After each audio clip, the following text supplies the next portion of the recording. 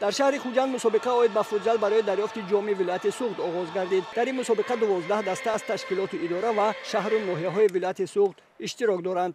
маврид ба зикр аст ки мусобиқаи мазкур бо мақсади рушди намуди футзал дар вилоят ва ҷалби сокинон ба ин намуд дар асоси нақша чорабиниҳои федератсияи футболи вилояти суғд 5 сол боз инҷониб гузаронида мешавад.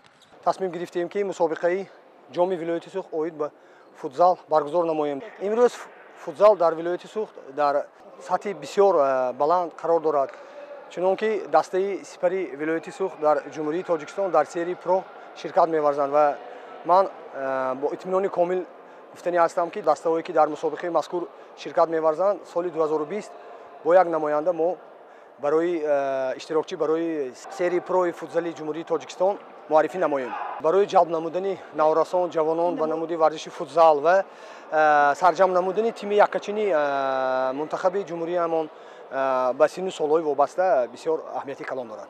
мусобиқаи мазкур аз рӯи системаи олимпӣ ҷараён гирифта дастаҳо имконият доранд баъди 2 дидор ба даври минбаъда роҳ ёбанд ва сабқатро идома диҳанд. ҷоми вилояти суғд оид ба футзал то санаи 10 феврал идома меёбад ва 2 дастаи беҳтарин ба даври ниҳоӣ роҳ ёфта барои соҳиб шудани унвони ғолиби ин мусобиқа талош мекунанд.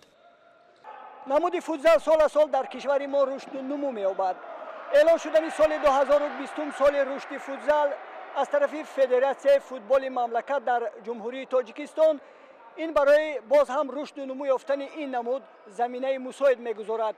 ин иқдоми федератсияи футболи мамлакат имконият медиҳад ки дар тамоми минтақаҳои кишвар ин намуди зебои варзиш боз ҳам рушду нумӯ ёбад, сокинон ба намуди футзал бештар ҷалб шаванд ва варзишгарони мо дар мусобиқаҳои бонуфузи ҷаҳонию байналмилалӣ иштирок намуда парчами кишвари азизамонро боло бардоранд.